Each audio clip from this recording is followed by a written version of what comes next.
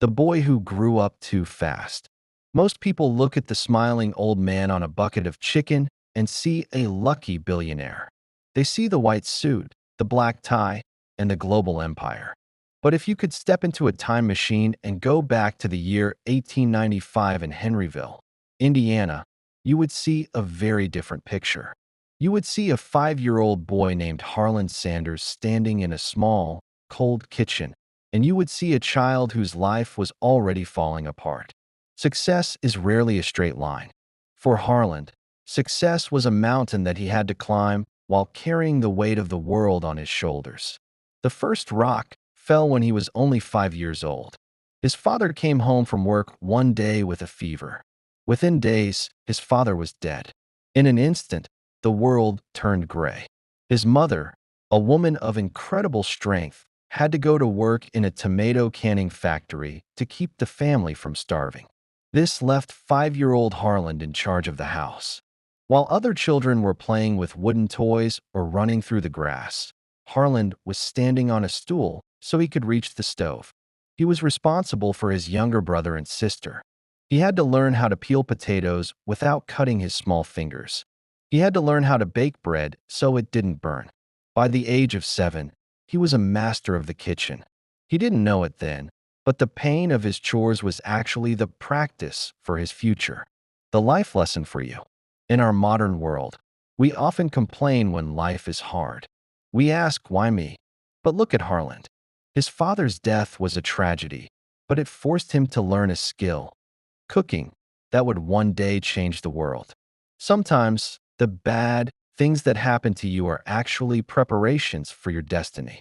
If you are struggling with English right now, or struggling with your job, don't ask, why is this happening to me? Ask, what is this teaching me? Are you ready to stop complaining and start growing? If you want to learn how to turn your struggles into your greatest strengths, you are in the right place. Subscribe to my channel right now. We don't just learn English here. We learn how to build a legendary life, one word at a time. As Harland grew into a teenager, the struggles didn't stop, they accelerated. His mother remarried, but his stepfather was a cruel man who didn't want the boys around. At the age of only 13, Harland took his small bag of clothes and left home. He was a child living in a man's world. He worked as a farmhand for pennies. He slept in hay barns. He felt the biting cold of the winter wind against his thin jacket. Imagine the loneliness of a 13-year-old boy walking down a dark road, not knowing where his next meal would come from. This is where most people would have given up. They would have turned to crime or lost hope. But Harland had a fire in his belly. He worked every job he could find. He was a streetcar conductor. He was a railroad fireman, shoveling coal into the hot engines of steam trains until his skin was black with soot. He even joined the army by lying about his age. Every time he started a new job, he gave it 100%. He wanted to be the best. But life kept hitting him back. He tried to become a lawyer by studying at night, but he got into a physical fight with his own client in the courtroom and lost his license. He started a ferry boat company, but then a bridge was built nearby and his business vanished.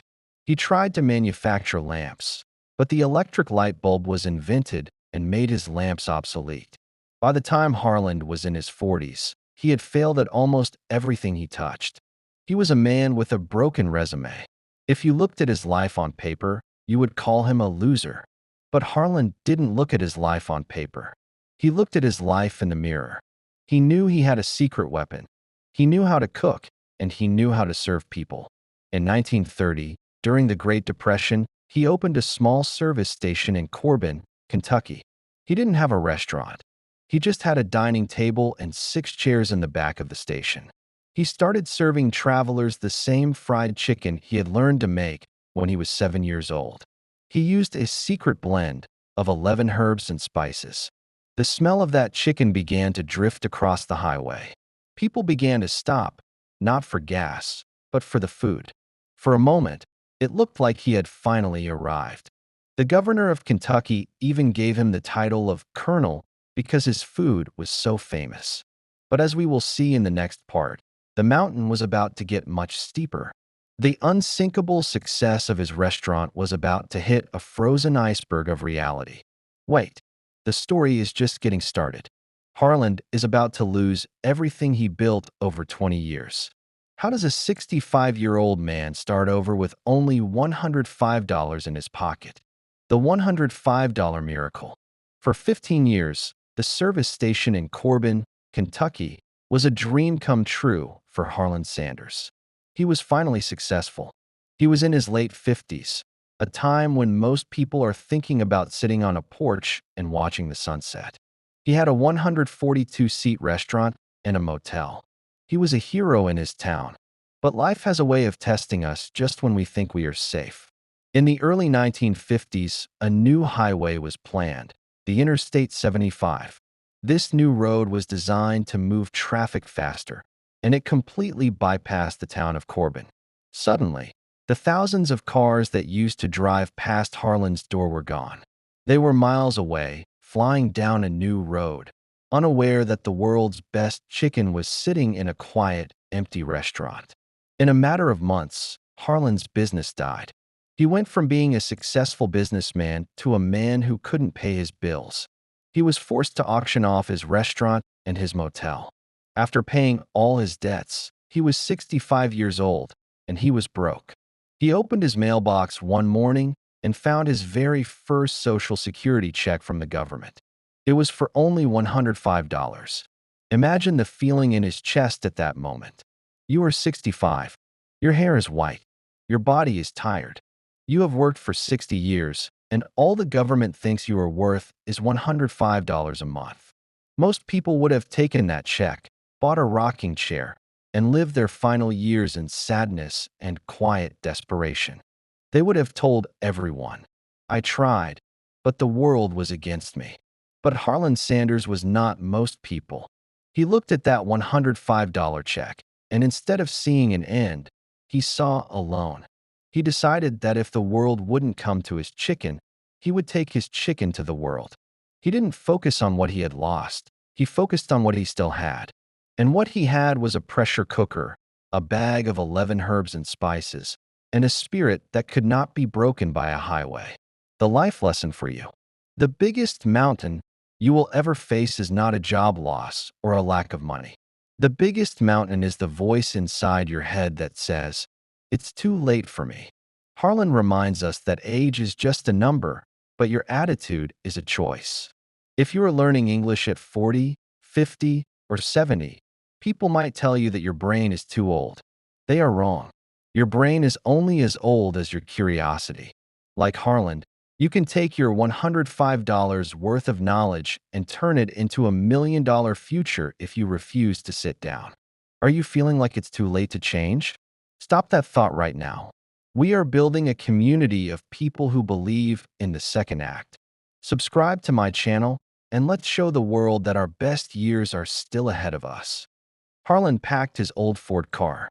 He put his pressure cooker in the back seat. He filled bags with his secret flour. He put on his best white suit, which he had bought to hide the flour stains on his clothes, and he hit the road. He began traveling from town to town, restaurant to restaurant. His plan was simple but bold. He would walk into a restaurant and offer to cook his chicken for the owner and the staff for free.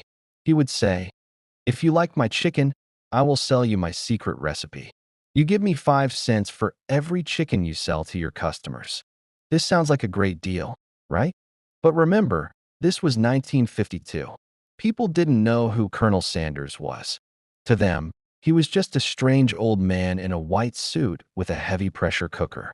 He would walk into a restaurant, and the owner would look at him and laugh. "Fried chicken? We already have chicken on the menu," they would say. 5 cents per chicken? That's crazy. Go away, old man."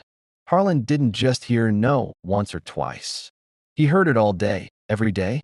Because he had no money for hotels, he slept in the back seat of his car.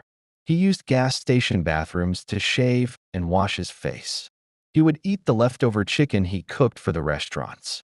He was 65 years old, homeless by choice, and living on a dream that everyone else thought was a joke. Think about the mental strength required to do this. Imagine driving for 10 hours, walking into a kitchen, cooking your heart out, and then having a man half your age tell you that your food is terrible. Imagine doing that 10 times, 20 times, 50 times. Most of us feel bad if one person unfollows us on social media. Harland was being rejected to his face, day after day. But every time a door slammed in his face, Harland would stand on the sidewalk, adjust his black tie, brush the dust off his white suit, and say, "The next one will say yes." He wasn't looking for a no. He was looking for the yes that was hidden behind the no. He understood that success is a numbers game. He knew that if he knocked on enough doors, eventually, the law of averages would work in his favor. This is a secret that very few people understand. We think successful people have some magic that makes everyone say yes. They don't. They just stay at the door longer than everyone else. Harland has now been on the road for months. He has heard hundreds of no's. His car is breaking down, and his hope is being tested to the limit. How many doors does it take to find a fortune? The 1009th door. The road was long, dusty, and lonely. Harland Sanders had now been traveling for over a year. His old Ford car was making strange noises, and his white suit was starting to look tired around the edges.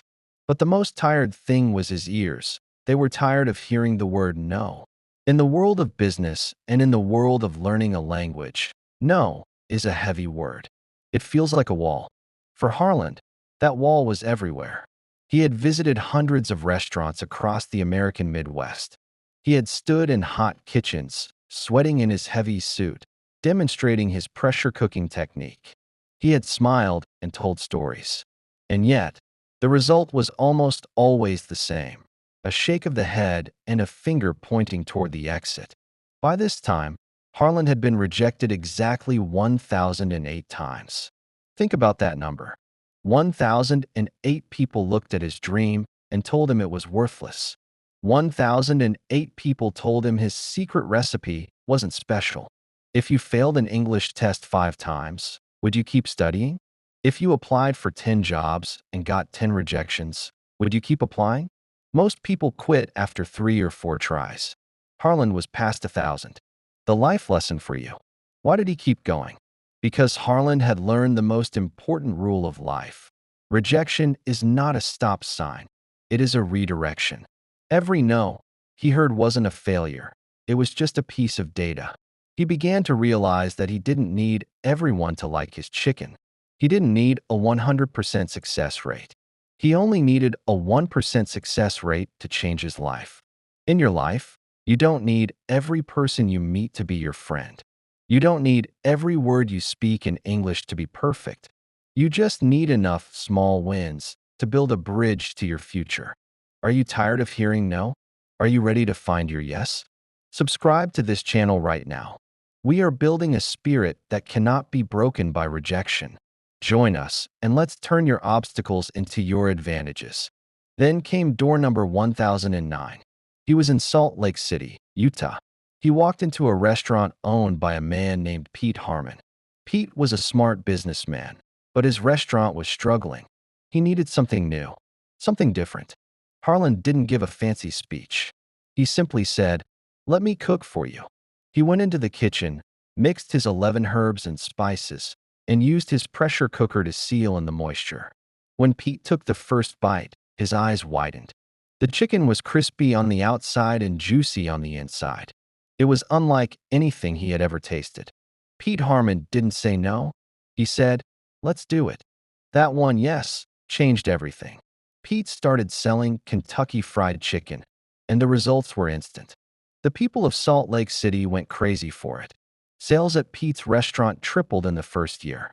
Other restaurant owners heard about the success in Utah.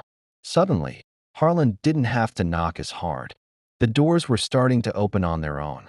But don't think for a second that life became easy. Success brings new problems. Harland was now 70 years old. He was overseeing dozens of franchises.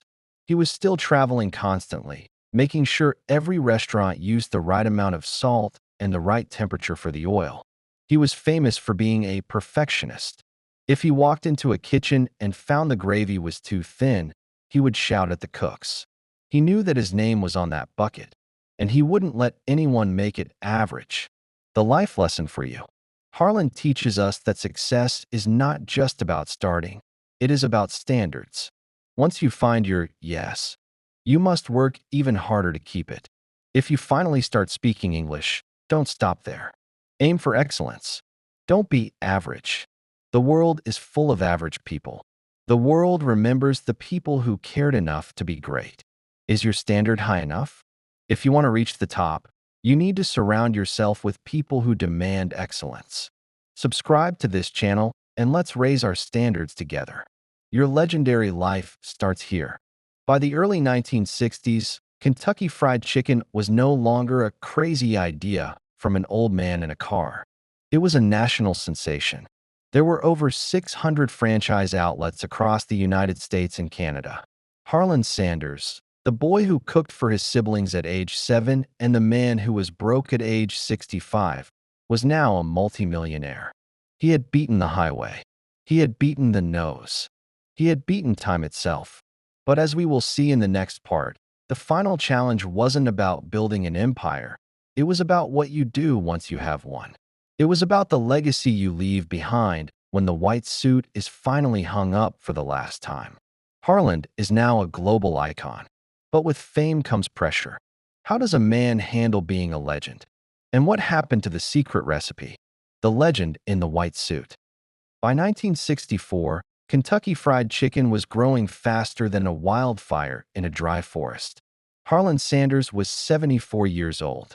Most people at 74 are resting, but the Colonel was busier than a teenager. He was the face of a brand that was now worth millions. However, the business had become a giant monster. It was too big for one man to manage from the back of a car. A young lawyer named John Y. Brown Jr. approached the Colonel with an offer to buy the company for $2 million. In today's money, that would be nearly $20 million.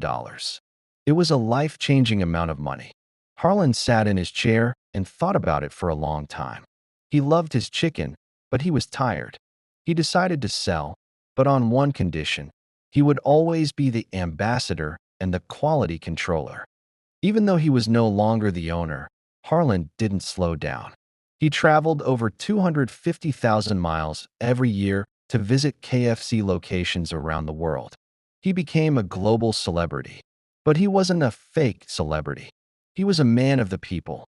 If he walked into a restaurant and saw that the chicken was being cooked too fast or the flour wasn't mixed correctly, he would walk into the kitchen and show the young cooks how to do it right. He didn't care about the money. He cared about the truth of the recipe. The life lesson for you. This is a vital lesson for your career and your English. Success is not just a destination where you stop working. True success is integrity. It is doing the right thing even when no one is watching. If you are learning English, don't just learn enough to get by. Learn to speak with heart and clarity. When you have integrity in your work, you become a person that others respect. You become a colonel in your own field. Are you striving for excellence or just good enough? Join a community that chooses greatness every single day. Subscribe to my channel right now, and let's push each other to reach our highest potential. One of the most famous stories from this time is about a reporter who asked the Colonel why he was still working so hard when he was already rich. The Colonel looked at him and said, "There's no reason to be the richest man in the cemetery. You can't do any business from there." He believed that as long as he had breath in his lungs, he had work to do. He used his fame to help others, donating millions to charities, hospitals, and churches. He remembered what it felt like to be that 5-year-old boy with no food, and he wanted to make sure other children didn't have to feel that way. The immortal spirit of the white suit. By the late 1960s, the name Kentucky Fried Chicken was no longer just a business name. It was a global phenomenon. Harland Sanders, the man who had slept in his car just a decade earlier, was now one of the most recognizable faces on the planet. He had gone from a broke retiree with a $105 check to a man whose face was printed on billions of buckets across every continent. But success did not change the core of who he was. In fact, Success only made him more protective of the thing he loved most, the quality of his work. Even after he sold the company for $2 million, Harland did not go to a beach to relax. He stayed on the road. He became the global ambassador for the brand. He traveled hundreds of thousands of miles every year, visiting kitchens in London, Tokyo, and Sydney. He would walk into a restaurant unannounced, go straight into the kitchen, and stick his finger into the gravy. If it didn't taste like the gravy he made in his mother's kitchen 70 years ago, he would let the managers know in no uncertain terms. He famously said, "I don't care about the money. I care about the chicken." He was a man who believed that if your name is on the door, your soul must be in the work. The life lesson, the integrity of excellence. The lesson here is profound. Many people work hard until they reach a goal, and then they stop caring. They become average once they are comfortable. But Harland taught us that true greatness is found in the details. Whether you are building a business, raising a family, or working a job, you must maintain your standards even when you have already won. Excellence is not a destination, it is a way of life. When you refuse to accept anything less than your best, the world will never forget your name. Are you ready to hold yourself to a higher standard? If you want to be the best version of yourself every single day, you belong here. Subscribe to my channel and let's build a life of excellence together. As he moved into his 80s, Harland became a symbol of hope for the elderly. He showed the world that aging does not mean the end of productivity. He appeared on television shows, met with presidents, and was a constant source of inspiration. He was often asked if he ever thought about the 1,008 people who said no to him. He would just smile and say that those people were his best teachers. They forced him to be better. They forced him to be stronger. Without those rejections, he might have settled for a small life. Because of them, he built a giant one. In 1980, at the age of 90, the Colonel's long journey finally came to an end. He had lived through the Great Depression, 2 world wars, and the total collapse of his business at age 65. He had seen the world change from horse-drawn carriages to men walking on the moon. Through it all, he remained a man of simple values: hard work, honesty, and a refusal to stay down when life knocked him over. When he passed away, he was buried in his iconic white suit and black string tie. Thousands of people lined the streets to say goodbye. They weren't just saying goodbye to a businessman. They were saying goodbye to a man who proved that the human spirit is stronger than any mountain of no's. He proved that you are never too old, never too poor, and never too late to start your greatest adventure. The final lesson: your greatest success is waiting. Think about where you are right now. Maybe you feel like you have failed. Maybe you feel like you are too old to start a new career or chase a new dream. Remember the man in the white suit. If he had listened to the world, he would have died a forgotten man in a small house in Kentucky. Instead, he chose to keep knocking. Your yes is out there. It might be behind the next door, or it might be behind the 1,000th door. The only way to find it is to keep walking. Do not let the silence of the world stop the music in your heart. You have a secret recipe inside you, a talent, a dream, a spark. Do not let it die. Pick up your hammer, adjust your suit, and go back out there. The world is waiting for what you have to offer. The story of the Colonel is over, but your story is just beginning. What will you do with your next $105 of opportunity? Tell me your dream in the comments below. If this series moved you, hit the like button and share it with someone who needs a reason to keep going. Most importantly, subscribe to this channel and join our family of winners. We don't just watch history, we learn how to make it. See you in the next legendary story. Conclusion: Harland Sanders left behind a legacy that feeds millions, but more importantly, he left a legacy that fuels the human heart. He showed us that the only true failure is the failure to try one more time. As you go through your day, remember the Colonel. Don't be afraid of the no. Be afraid of the what if. Keep pushing, keep growing, and never, ever give up on the masterpiece of your life.